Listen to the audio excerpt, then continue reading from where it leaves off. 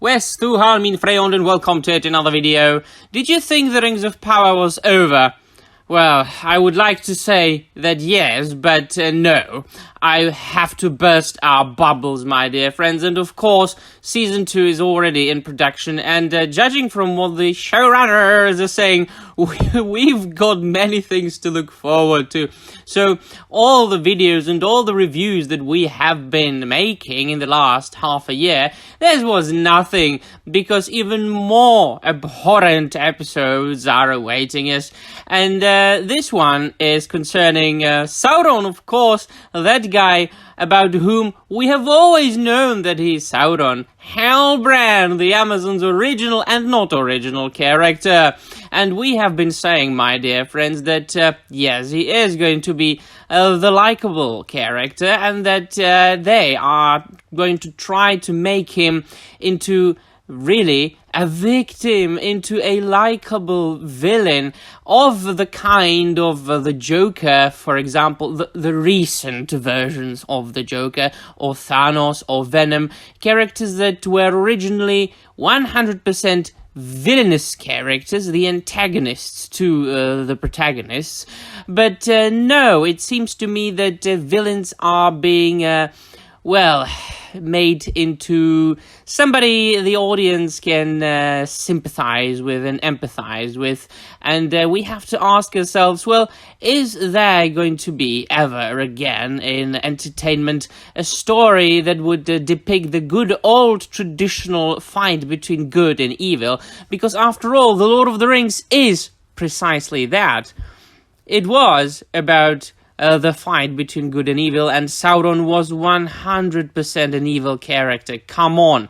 Now, people might theorize about, but yes, Sauron was a Maya, and he was not evil from the beginning, or is anything or anybody evil from the beginning.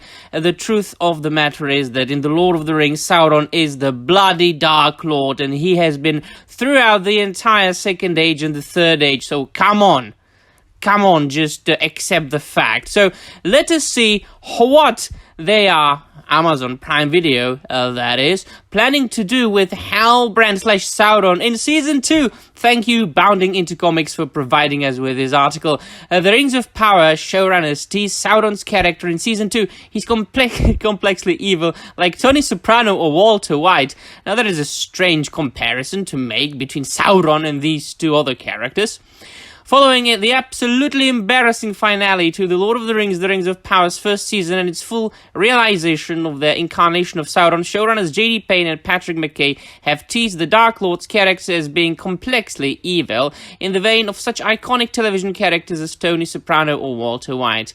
Speaking to The Hollywood Reporter in light of the season ending reveal that Galadriel's companion Halbrand was actually the Black One in disguise all along, McKay explained that while Tolkien's version of the villain was an all-encompassing evil that everyone is afraid of, and is so powerful it doesn't even have to be manifested physically, and Jackson's cinematic interpretation was an image of an eye. He's the eye on the tower. He and Payne felt Sauron should be a character in his own right. Well, he is, and he has always been. Have you, my dear showrunners, ever really and truly read the Silmarillion? Have you read the Unfinished Tales?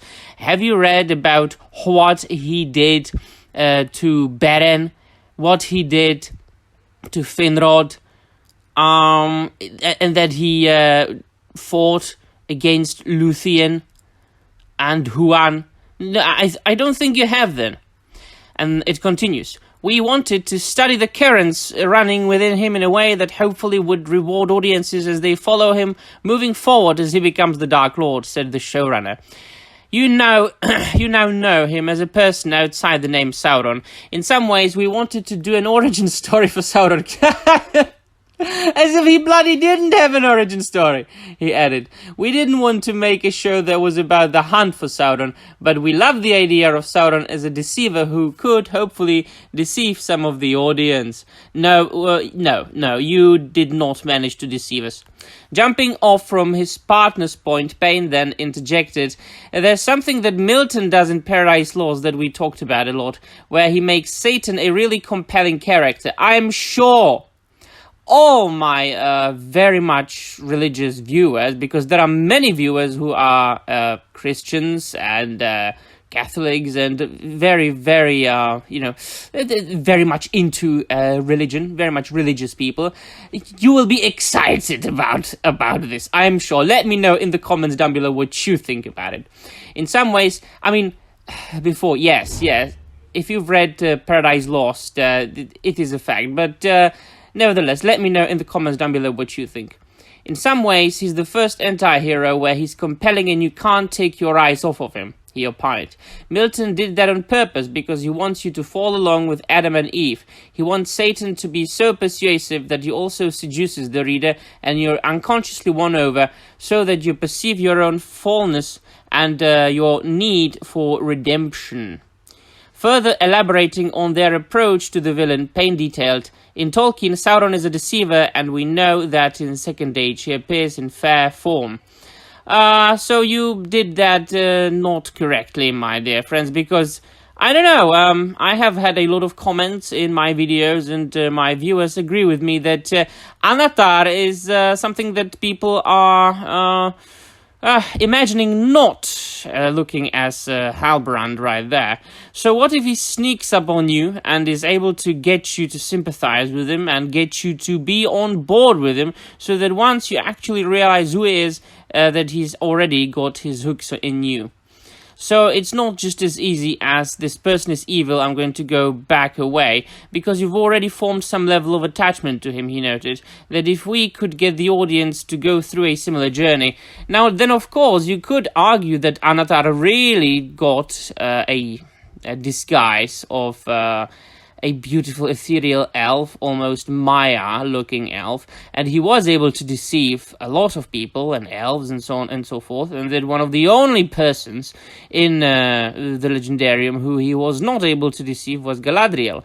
But that is something completely different than what I understand this to be, which is really making him a likable character and not really a villain. Because even though you know that Anatar is depicted as an ethereal, good-looking elf, you know that he's the villain, you know that he's corrupt to the core of his heart, and that is something completely different than trying to make the audience think that he's not really that bad. Do you know what I mean? I hope I'm getting through to you. Turning to their specific handling of Sauron in the series' eventual second season, Payne asserted, Season 1 opens with, who is Galadriel? We know that. We have always know that. Come on. Where did she come from? What did she suffer? Why is she driven? We're doing the same thing with Sauron in Season 2. We'll fill in all the missing pieces, he assured. You have already done that. You have Sauron. You have made Sauron into a guy who wants to basically save Middle-earth, unite Middle-earth. Not just corrupt or take over Middle-earth, not just rule over Middle-earth. So he is the Dark Lord or the Lord. You actually made his goal good, at least from his point of view. Drawing the interview to a close, McKay attempted to spark any sort of interest in their series' future by drawing comparisons between the Dark Lord and the number of more popular evil characters, declaring Sauron can now just be Sauron, like Tony Soprano or Walter White. He's evil, but complexly evil. Okay, maybe your version of Sauron is complexly evil, but Tolkien's Sauron is just bloody evil. We felt like if we did that in Season 1, he'd overshadow anything else, he said. So the first season is like Batman Begins, and The Dark Knight is the next movie. Oh, come on! They are trying to save the crap that they have already made. So they are basically admitting that, oh, the first season was okay, but wait for the second season. Well, yeah, we'll see. I think that's going to be even worse, dear showrunners. With Sauron maneuvering out in the open, we're really excited, sure. Interestingly, McKay concluded his thoughts by claiming that Season 2 will have a canonical story. Oh, come on. Canonical story, so much so that there may well be viewers who are like, this is the story we were hoping to get in Season 1. I don't believe you. In Season 2, we're giving it to them, he ultimately promised. It's like a kid messes up And he promises his mother, no, mommy, next time I'll do better. Don't worry. And the kid messes up the next time too, and maybe even more. Notably, The Rings of Power will not be the first fantasy series to take inspiration from the Breaking Bad protagonist. In 2013, following the conclusion of the Breaking Bad episode Ozymandias, Game of Thrones scribe George R. R. Martin took to his personal blog to declare Walter White is a bigger monster than anyone in Westeros. I don't know. I saw the show a long time ago. I mean, it was a good show. But I don't really think you should compare a character like this to a fantasy Dark Lord. It's just these two characters are completely different. I need to do something about that, he playfully added. Okay, my friends. As I said, we've got a lot to look forward to. Alright, let me know in the comments down below what you think. And that will be all. Thank you very much for watching. And I'm out of here.